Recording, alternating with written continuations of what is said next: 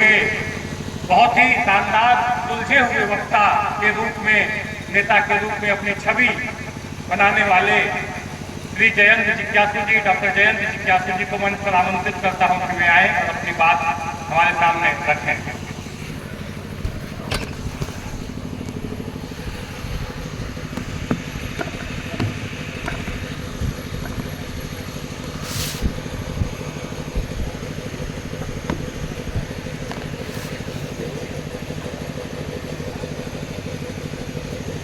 श्रद्धेय विजय बहादुर यादव जी, जिनको बहुत प्रेम, स्नेह और आदर के साथ इस इलाके के लोग वकील साहब बुलाया करते थे, उनकी पहली बरसी पर आयोजित सामाजिक उत्थान में शिक्षा का योगदान विषयक संगोष्ठी और प्रतिभा संपन्न विद्यार्थियों के सम्मान समारोह के अवसर पर यहाँ मौजूद सुधीजन, जनप्रतिनिधि, माओ बहनों, अभिभावकों,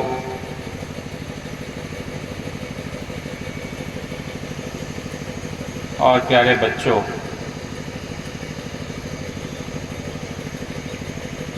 सबसे पहले मैं चाचा जी की स्मृति को नमन करता हूँ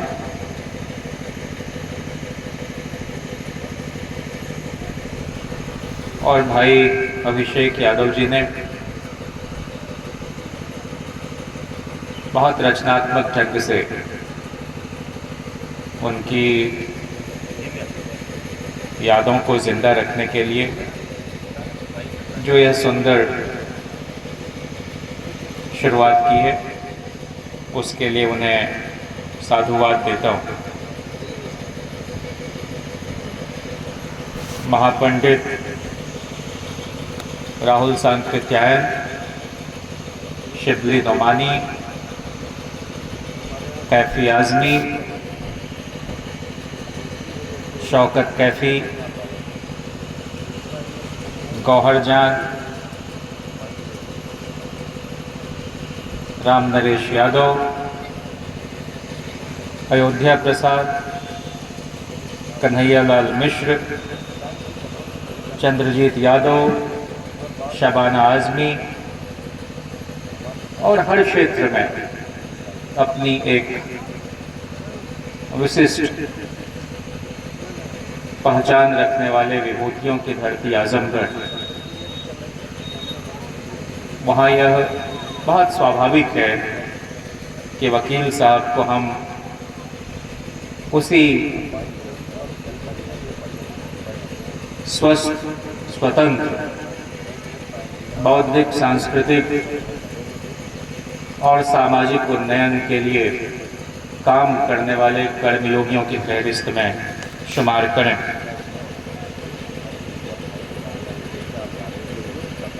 इसमें कोई संदेह नहीं कि शिक्षा हमें कई स्तरों पर कई तरह की जड़ता से मुक्त करती है और बुद्ध तो यही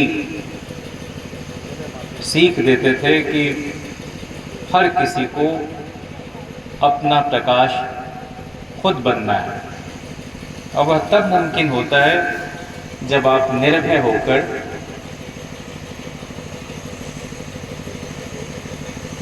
अपना जीवन जिएं, किसी विषय पर चिंतन करने की स्वतंत्रता हो आपके पास। और अभी पूर्व के वक्ताओं ने बहुत सुंदर ढंग से औपचारिक और अनौपचारिक शिक्षा के बारे में बात की। यह कबीर का देश है, जो कहते थे तू कहता कागज की लेखी, मैं कहता आँखन की देखी।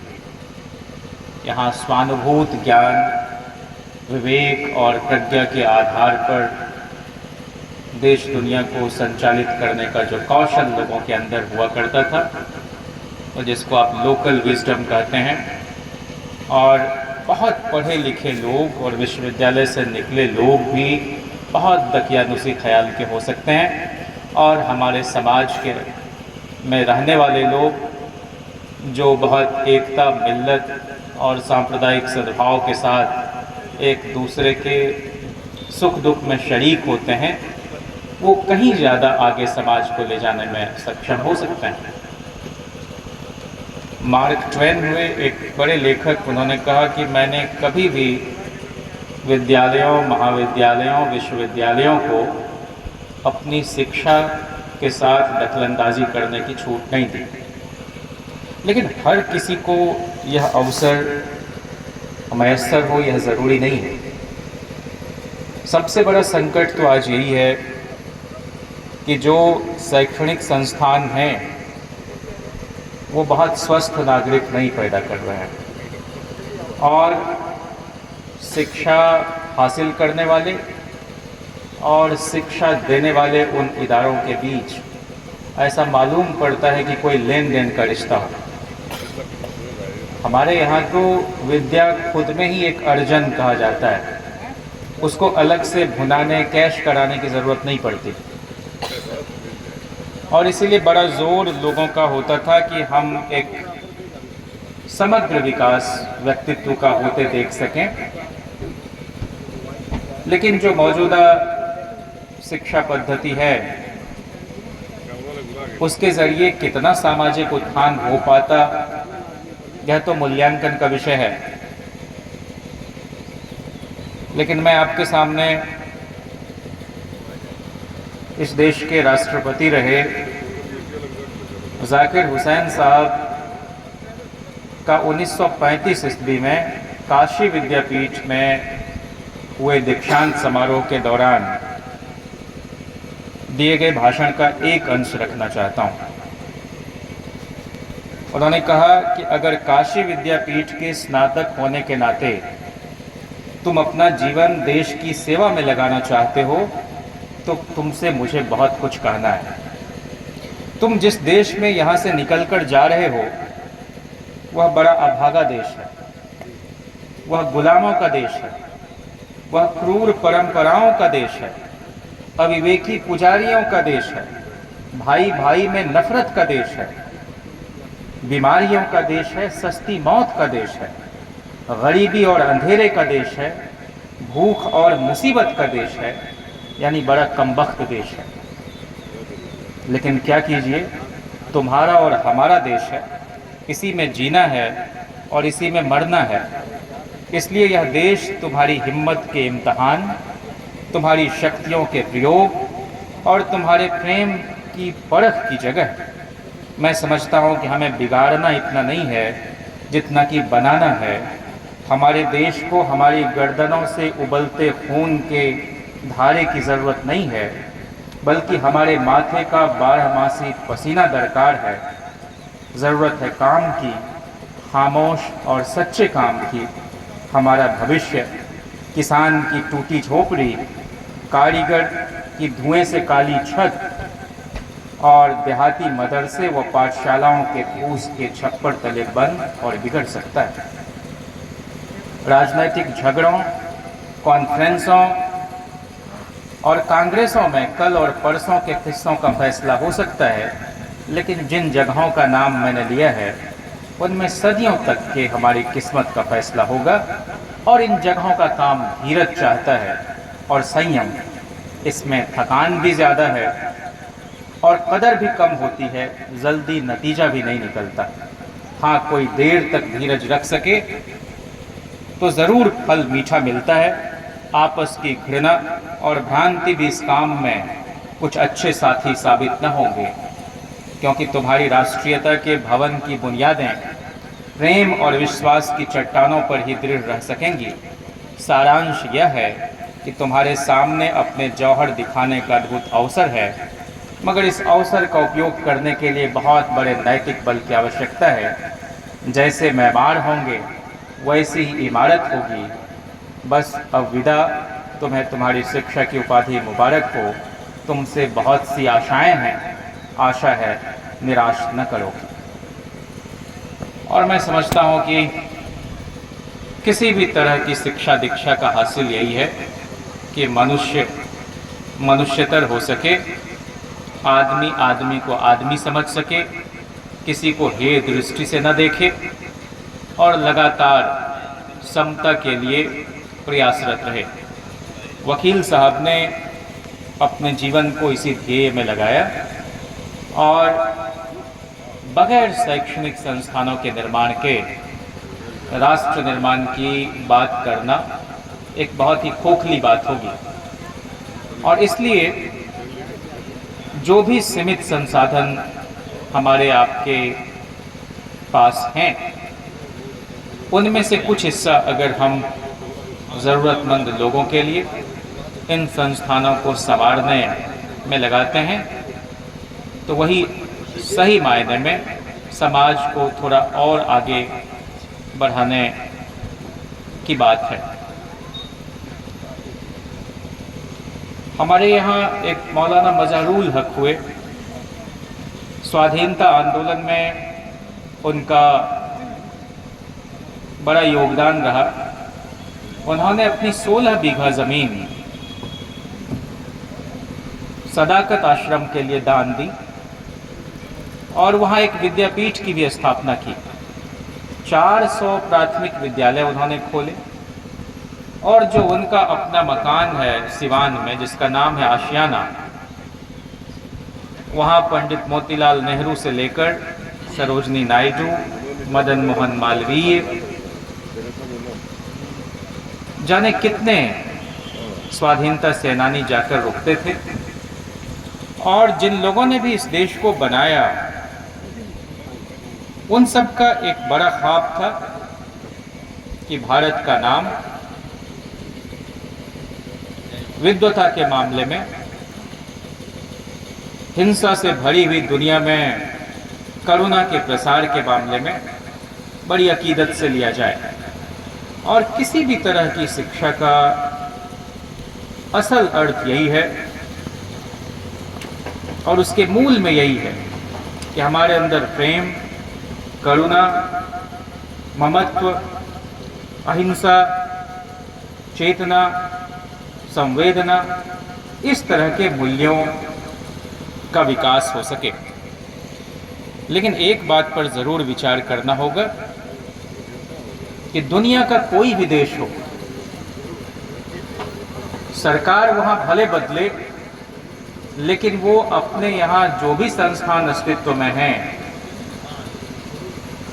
उनको तबाह नहीं किया करता। अमेरिका में चाहे किसी भी पार्टी की सरकार हो जाए, चाहे रिपब्लिकन आए कि डेमोक्रेट आए, तो आपने नहीं सुना होगा कि हार्वर्ड को कोई तबाह कर रहा है, कोलंबिया को कोई ध्वस्त करने पर आमादा है। वैसे ही ब्रिटेन में चाहे कंजर्वेटिव पार्टी की सरकार आए कि लेबर पार्टी की, आपने नहीं सुना होगा कि ऑक्सफोर्ड यूनिवर्सिटी को कोई खरोंच आ रहा है या कैम्ब्रिज पर किसी की गिद्ध दृष्टि लगी हुई है। लेकिन हमारे यहाँ पता नहीं क्या हो जाता है नीति नियंताओं को। एक खास पार्टी की सरकार आती है तो राजस्थान के इतिहास में 2 पन्ने जोड़ दिए जाते हैं, दूसरी पार्टी की सरकार आती है तो इतिहास से उस 2 पन्नों को गायब कर दिया जाता है। नायकों को खलनायक बनाने की कवायद, कायरों को फिर नायक बना के परोसा जाता है। तो इन सब छोटेपन से बचने और उबरने का विवेक भी हमें शिक्षा देती है। एक बात जो मैं निश्चित तौर पर आपसे साझा करना चाहता हूँ वह यह कि यहाँ बड़ी तादाद में अभिभावक बैठे हुए हैं। हम बच्चों को उनकी रुचि का विषय चुनने की छूट नहीं देते और हमें लगता है कि डॉक्टर, इंजीनियर बन जाना ही जीवन का कोई बहुत बड़ा लक्ष्य हो, और वह अगर बच्चा नहीं कर पाया या सिविल सेवाओं की परीक्षा में नहीं बैठा तो हम उसका करियर शुरू होने से पहले ही खत्म मान लेते हैं। जबकि दुनिया भर में तरह तरह के विषयों के लिए बहुत बड़े अवसर हैं आज की तारीख में। हम अगर बच्चों को स्वतंत्र रूप से उनका विकास होने दें तभी वो चुनौतियों का सामना करने में सक्षम हो पाएंगे। अगर हम रट्टूमल पैदा करेंगे तो फिर वो किसी काम के नहीं होंगे। और आज मरवा का दोबर आप देखिएगा कि डोनेशन देकर और माँ बाप की ज़मीन बिकवा कर लोग जाते हैं दक्षिण के इलाके में और वहाँ इंजीनियरिंग कॉलेज में दाखिला लेते हैं और बाज़ार में वो किसी काम के नहीं रह जाते। तो अपने बच्चों पर अपनी अपूर्ण इच्छाओं को थोपने का काम भी अगर हम करेंगे तो वह एक तरह की ज़्यादती होगी। अब अनक्वेश्चन्ड लॉयल्टी और वो आज्ञाकारिता ये सब अपनी जगह ठीक, लेकिन बेहतर तो ये हो कि माता पिता आशीर्वाद दें, अपना स्नेह दें, लेकिन बच्चों को करियर चुनने की आज़ादी दें तो वो ज़्यादा कहीं मोहब्बत उनको देना उनका समझा जाएगा। एक खलील जिब्रान हुए, उन्होंने एक कविता लिखी, बल्कि प्रॉफिट एक उनकी रचना है, उसमें ऑन चिल्ड्रन है और वो कहते हैं कि your children are not your children, आपके बच्चे नहीं हैं। They come through you but not from you, वो आपके जरिए आते हैं लेकिन सीधे आपसे नहीं आते। आप उन्हें अपना स्नेह दे सकते हैं, अपने विचार नहीं, क्योंकि वो अपने जीवन की लालसाओं की संतान हैं, उनके पास अपना लक्ष्य होता है। और यह मैं इसलिए कह रहा हूँ कि अगर वकील साहब ने जिद की होती कि नहीं अभिषेक भाई को डॉक्टर बनाना है, इंजीनियर बनाना है, तो एक बेहतर साहित्य की समझ रखने वाले और जहाँ जमहूरियत की इतनी बारीक और महीन समझ विकसित होने की जगह है, उस जवाहरलाल नेहरू विश्वविद्यालय में वो नहीं जा पाते, न तो वहाँ की छात्र राजनीति इतने प्रखर एक्टिविस्ट का लाभ ले पाता। तो इन बातों का भी ध्यान रखना अभिभावकों का काम है। और आज जो स्कूली शिक्षा से जुड़े हुए 9 छात्र हैं उनमें एक ही कॉलेज पहुंच पाता है और उच्च शिक्षा में रजिस्ट्रेशन कराने वालों का अनुपात दुनिया में सबसे कम हमारे यहाँ 11% है, जबकि अमेरिका में 83%। और इस अनुपात को 15% तक ले जाने के लक्ष्य की प्राप्ति के लिए आज से कोई 12 बरस पहले भारत को 2,26,410 करोड़ रुपए का निवेश करने की ज़रूरत थी, लेकिन सिर्फ 77,933 करोड़ का प्रावधान 11वीं योजना में किया गया। तो उन सरकारों पर भी कोई सामाजिक स्तर पर एक दबाव बन सके कि हमारी प्राथमिकता में शिक्षा, चिकित्सा और किसानी हो, तभी जाके हमारा समाज आगे बढ़ेगा और इन विषयों पर संजीदगी से सोच पाएगा। लेकिन इसके ठीक उलट आज हो रहा है और गड़े मुर्दे उखाड़े जा रहे हैं। जिन बातों का समाज के उत्थान से कोई लेना देना नहीं है, वो सारा का सारा काम किया जा रहा है और निजीकरण बहुत ही अश्लील किस्म से। बहुत खुशी है इस बात की कि सरकारी विद्यालयों में पढ़ने वाले बच्चों को आपने सम्मानित करने का निर्णय लिया और हम सब लोग कमोबेश उन्हीं स्कूलों से निकलकर यहाँ तक आए हैं। तो इसलिए जब तक कोई क्वालिटी एजुकेशन नहीं होगी तब तक हम मोरालिटी की बात करके उनको और ज़्यादा हम दबाव में ले आए, यह भी ठीक नहीं मानता मैं। और एक स्कूली शिक्षा पर ही और जो डिवाइड है लैंग्वेज का, कास्ट का, प्राइवेट और सरकारी विद्यालय के बीच में, उस पर एक बहुत सुंदर काम जेएनयू में ही सोशियोलॉजी डिपार्टमेंट से कर रहे हैं ज्ञान। जब मैं यहाँ आ रहा था और उससे इसी तरह की कुछ बातें कह रहा था तो उसने बड़ी अच्छी बात कही, मैं आपसे साझा करना चाहता हूँ कि जिनके पास कई पीढ़ियों की गहरी जमी हुई सांस्कृतिक पूंजी है, वह स्कूल को महज न्यूनतम अनिवार्यता समझता है। वह बच्चे को बिना एहसास दिलाए उसकी दिलचस्पी बनने और बिगड़ने की प्रक्रिया और तौर तरीके को ऑब्जर्व करता रहता है। स्कूल में दाखिला उसके लिए साध्य नहीं बल्कि एक साधन है। सफलता और असफलता की बाइनरी को वह वैसे नहीं देखता जैसे पैसे वाली पिछड़ी जातियां देखती हैं, क्योंकि वह स्वयं ढांचागत परिवर्तन का शिल्पकार है। वह परिवर्तन से दहशत में नहीं आ जाता। वह बच्चे में थोड़े बहुत परिवर्तन से घबराता नहीं है। वह मोटी फीस सिर्फ इसलिए देता है कि उसकी सांस्कृतिक और सामाजिक पृष्ठभूमि से जुदा लोगों के बच्चों से उसके बच्चों का मिलाप रोका जा सके। महंगे स्कूल एक स्थापित संस्था के तौर पर अत्यधिक सफाई से इस मिलाप को रोकते हैं। किसी बच्चे के पिता से पूछिए कि कैसी दिलचस्पी है बच्चे की पढ़ाई लिखाई के काम में, तो जवाब आएगा कि 95% अंक आता है स्कूली परीक्षा में। फिर पूछिए कि स्कूल कैसा है बच्चे का, तो जवाब आएगा 25,000 रुपये महीने के लगते हैं और बहुत अनुशासन में रखते हैं स्कूल वाले। हिंदी बोलने पर तो फाइन लगा देते हैं। आप पूछिए कि घर पर कैसे ख्याल रखते हैं बच्चों का, तो वो बोलेंगे कि एक मैडम या सर आते हैं, वह भी महीने का 5,000 लेते हैं। इस तरह से जवाब देने वाले वह लोग हैं जिन्होंने पैसा तो कमाया है लेकिन बुद्धि के स्तर पर पारंपरिक जड़ता के बंधन में हैं और शिक्षा के बदलते ढांचे की भारी नासमझी के शिकार हैं, और ऐसा मुख्यतः पिछड़ी जातियों के लोग हैं। तो जब तक आप बच्चों को इन तरह के भाषाई एक जकड़न में रखेंगे कि नहीं अंग्रेजी सीखो, ज़बरदस्ती सीखो, और वो बेचारा जो उसका स्वाभाविक एक विकास हो सकता था उसको अवरुद्ध करेंगे, तो हम कोई बहुत अच्छे विद्वान नहीं पैदा कर सकेंगे और कोई 1-2 पीढ़ी में रविंद्रनाथ ठाकुर नहीं पैदा होता। कोई 1-2 पीढ़ी की शिक्षा दीक्षा से गीतांजलि जैसी रचना नहीं हमको देखने को मिलती जिसको नोबेल प्राइज़ मिलता हो। ये कई पीढ़ियां इसमें खपेंगी, लगेंगी, तो हम कोई मुकाबला कर पाएंगे। और मुकाबला भी क्या, कोई रुग्ण किस्म की नहीं, कोई ईर्ष्या द्वेष भरी नहीं, बल्कि इस तरह की जिसमें सबको बढ़ने का समान रूप से अवसर मिल सके।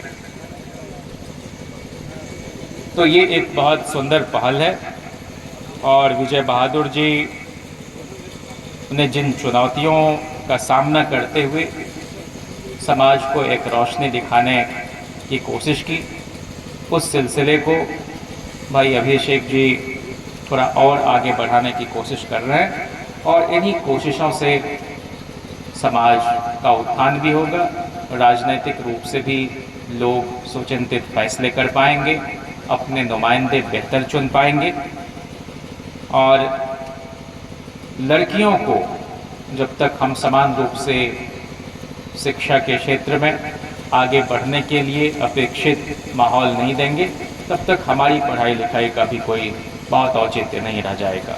भाई अभिषेक जी को यह स्वतंत्रता थी कि वो अपनी जीवन साथी का भी चयन कर सकें और उसमें परिवार का बहुत स्नेह और सहयोग हो। तो आज आप देख रहे हैं कि जो अगली पीढ़ी होगी वो और बेहतर कर सकेगी। तो हम इस तरह का भी वातावरण अपने घर में बनाएं। कहते हैं कि विद्या हमारी भी तब तक काम में कुछ न आएगी, बालिकाओं को भी सुशिक्षा दी न जब तक जाएगी, सर्वांग के बदले हुई यदि व्याधि पक्षाघात की, तो भी न क्या दुर्बल तथा व्याकुल रहेगा वाद की। तो ये एक बड़ी बात है कि वकील साहब ने अपने सभी बच्चों को इस लायक बनाया कि वो बहुत गरिमा, बहुत शालीनता, बहुत प्रखरता और बहुत मर्यादा में रहकर अपने सामाजिक दायित्वों का भी निर्वहन कर रहे हैं, पारिवारिक दायित्वों का भी, और बड़ी नैतिकता के साथ और बहुत शाइस्तगी के साथ, जिस पर कोई भी व्यक्ति जो इनको जानता है वह फख्र कर सकता है। और मेरा तो एक बहुत ही आत्मीय किस्म का रिश्ता है। जब आप जवाहरलाल नेहरू यूनिवर्सिटी के उपाध्यक्ष हुए छात्र संघ के, उस वर्ष मेरा दिल्ली जाना ही हुआ और हमने अखबारों में ही पढ़ा कि इनका जो लिफ्ट का पैनल है वो क्लीन स्वीप कर दिया है और सारे प्रत्याशी इनके गठबंधन के यानी इनके पैनल के जीते थे। तो बहुत कौतूहल से मैं इनका नाम पढ़ता था। और हिंदी के अखबार में दिल्ली में, मैं GTV नगर में रहता था, तो उत्सुकता हुई, लेकिन कभी ये हिम्मत नहीं पड़ी क्योंकि एक बड़ा ही और आता था। कभी कभी किसी किसी व्यक्तित्व का एक बड़ा ही आप सम्मान भी करते हैं और एक थोड़ा लिहाज, डर वाला लिहाज जो होता है, तो बहुत देर से परिचय हो सका। और जब एक बार परिचय हुआ तो फिर इनका इतना स्नेह रहा कि मैं खुद ब खुद सहज होता चला गया। एक बात, बहुत जल्दी मैं इसको ख़त्म कर रहा हूँ। एक बात और आपसे मुझे साझा करनी है कि कभी कभी लोग ये मानते हैं कि अच्छा, बहुत पढ़े लिखे होने को भी बड़ा ओवर वेट करते हैं। मैं ऐसा नहीं करता।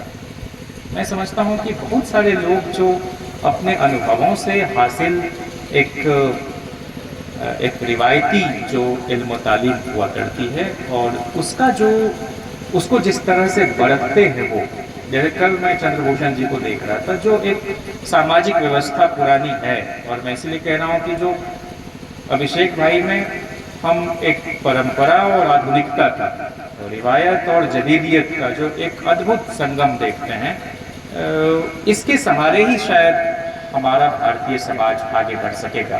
किसी बात से एकदम झटके से पिंड छोड़ाने की ज़रूरत नहीं है, बहुत आहिस्ता आहिस्ता, क्योंकि समाज की अपनी गति है।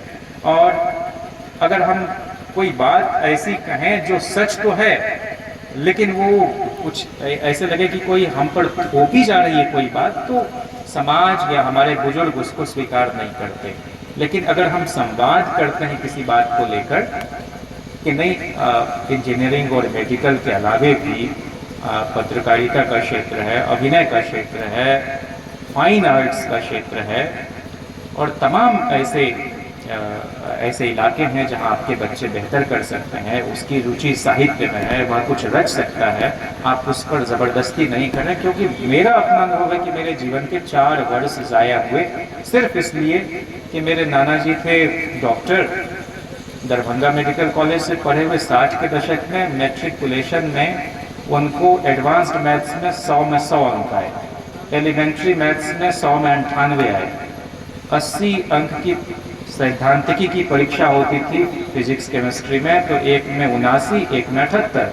और इस बात का इतना दबाव मुझ पर मेरे पिताजी बनाते थे कि नहीं, इसको भी करना चाहिए। और भाई हम मेरे हाथ कांप रहे हैं भाई, लेबोरेटरी में जाते हुए एक मेढक को चीरते हुए हम दहशत में हैं भाई कि क्या हो रहा है। तो आप मेरे जैसे संवेदनशील मन के आदमी को अब ज़बरदस्ती डॉक्टर बनाना चाह रहे हैं, और अगर मैं बन भी गया रट वट के, तो मैं एक बड़ा ही घटिया डॉक्टर साबित होऊंगा और मुझसे लोगों की जान की हिफाजत नहीं हो सकेगी। तो 4 वर्ष के बाद जब साहित्य पढ़ना शुरू किया तो मुझे लगा कि नहीं, मैं भी कुछ कर सकता हूँ, नहीं तो सारा आत्मविश्वास जाया हुआ और 4 वर्ष बेकार हुए जीवन के। तो ये आपको नहीं करना अपने बच्चों के साथ। अभी मैं देख रहा था, एक लड़की है खुशबू, उसको उसकी माँ ने कहा या पिता ने कि तुमको 400 अंक आएंगे तो हम तुमको साइंस पढ़वाएंगे। उसको 399 अंक आए और उसको उसका एडमिशन आर्ट्स में करवाया, +2 में, इंटरमीडिएट में। और एक बात करने के लिए न्यूज़ 18 वाले गए तो वो रो रही है, और बाद में फिर लोग लगे और चीज़ें बाहर आईं तो उसको फिर साइंस में दाखिला दिलवाया गया। तो मतलब जिसको साइंस पढ़ना है उसको आर्ट्स पढ़वा रहा है, जिसको आर्ट्स पढ़ना है उसको साइंस पढ़वा रहा है, जिसको सोशल साइंस पढ़ना है उसको कॉमर्स पढ़वा रहा है। तो ये ठीक बात नहीं है। और लेकिन हम लोगों को भी, नई पीढ़ी के लोगों को अपने बुजुर्गों से और प्रेम से बैठकर संवाद करने की आवश्यकता है। एक शेर है कि कोई तो सच को सिखाए तमीज़ लहजे की, शबाद सिद्दीकी का शेर है कि कोई तो सच को सिखाए तमीज़ लहजे की, बोलता जब भी है इज्जत उछाल देता है। तो ज़रा सा इल्म हमने हासिल नहीं की और अपने से बड़े लोगों के साथ बात करने का सलीका और शऊर हम गंवा बैठते हैं, तो यह भी ठीक नहीं है। हम सबके सहयोग से समाज बनेगा, आगे बढ़ेगा। उसमें अध्यापक की भूमिका, अभिभावक की भूमिका और विद्यार्थी की भूमिका, ये तीनों जब एक साथ मिलेंगे तो हम एक स्वस्थ समाज के निर्माण की दिशा में आगे बढ़ेंगे। मैं एक बार पुनः चाचा जी की स्मृति को नमन करता हूँ। वो एक शेर है कि ढूंढोगे अगर मुल्कों मुल्कों, मिलने के नहीं नायाब हैं हम, जो याद न आए भूल के फिर हम नफ्सो वो ख्वाब में हम। तो उन्होंने बहुत कुछ लिया बहुत कम, परिवार से भी और समाज से भी, और हमेशा रचते रहे, लोगों को बढ़ाते रहे। और जब मैं उनको याद करता हूँ तो मुझे अपने पिता भी याद आते हैं, वो हैं, लेकिन कभी कभी लगता है कि पिता और पुत्र कहीं साथ साथ ग्रो कर रहे हैं। एक पिता के रूप में उनके लिए भी तो नया अनुभव है पिता होने का, और एक पुत्र के रूप में हमारे लिए भी नया अनुभव होता है। हम इस धरती पर आते हैं तो कई बार नाइत्तेफाकी होती है, कई बार नाराज़गी भी होती है, कई बार तिक्तता भी होती है, लेकिन यह हम लोग जब बाहर होते हैं तो हमें समझ में आता है कि नहीं, कुछ कहते हुए भी बहुत आत्मा के साथ उनके साथ हमारा रिश्ता है, माँ और पिता के साथ। और जब वो थे तो मैं आया था एक कार्यक्रम में ही, भाई राजीव जी रिहाई मंच वाले ने बुलाया था, तो अभिषेक भाई नाश्ता लाने गए तो उन्होंने कहा कि अभिषेक बड़ा कोमल आदमी है दिल से, मैं उससे नहीं बोलता हूँ, लेकिन अब बड़ा ये लगता है कि स्वास्थ्य साथ नहीं दे रहा है। तो ये एक पिता हमेशा एक विराट व्यक्तित्व का व्यक्ति हुआ करता है, और हमेशा बच्चों को लेकर उनका मन आशंकित होता है। और हम लोग भी कई बार जब नहीं समझ पाते, पिता को कहाँ समझ पाते हैं बच्चे, माँ से ज़रूर लगाव रहता है, तो वो नहीं होकर शायद उनकी उपस्थिति अभी ज़्यादा महसूस कर रहे हैं, उनको जानने वाले लोग, उनको चाहने वाले लोग, और वो हमेशा याद आते रहेंगे हम सबको। और यह समाज उनको कभी बिसरा नहीं पाएगा, क्योंकि बहुत निर्मल जीवन उन्होंने जिया। दास कबीर जतन से ओढ़ी, ज्यों की त्यों धड़के नीचे डरिया। कोई दाग नहीं दामन पर, कोई धब्बा नहीं। जैसा कि अभी पूर्व के साथियों ने कहा कि वो जिनसे उनकी मान लीजिए कि थोड़ी वैसी भी बात हो गई, उनकी भी अच्छाई को पहचानने का उनके अंदर एक बड़ा दिल था।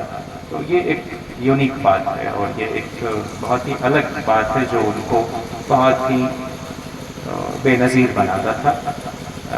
मैं इस जो इलाके के बच्चे हैं जिनको आज सम्मानित किया जाना है, उन सबको भी बहुत मुबारकबाद देता हूँ। वो अपने जीवन में और अच्छा करें।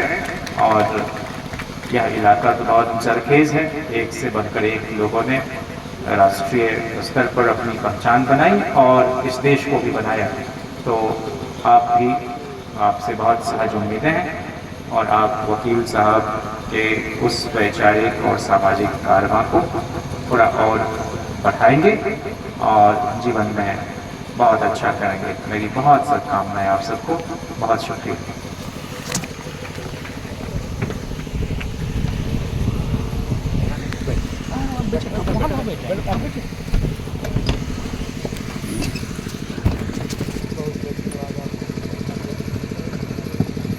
बहुत बहुत धन्यवाद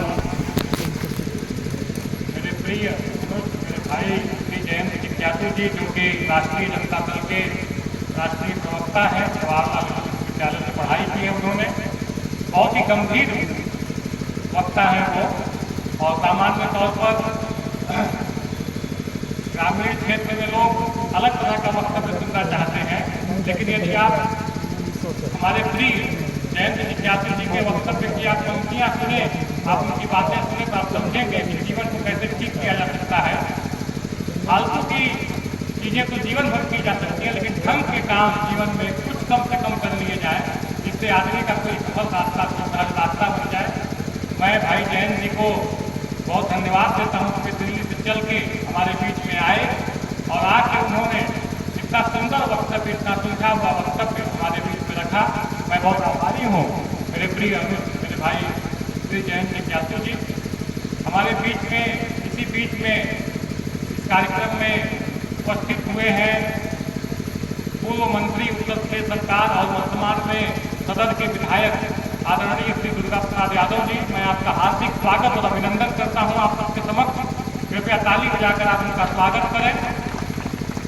और अब मैं वक्ताओं को बुलाने के पहले इस कार्यक्रम का एक महत्वपूर्ण हिस्सा पूरा करना चाहता हूं, वह है सम्मान का। मैंने जैसा कि मैंने पहले भी आपसे कहा कि मैंने पिताजी के नाम पे हमने ये फैसला किया है, हम सबने ये निर्णय लिया है कि पिताजी की स्मृति को जीवित रखते हुए उनके नाम पर हम शिक्षा के क्षेत्र में कुछ मेधावी लोगों को, कुछ प्रतिभावान लोगों को चयनित करके, उन्हें पुरस्कृत करके उनका उत्साहवर्धन करेंगे और किसी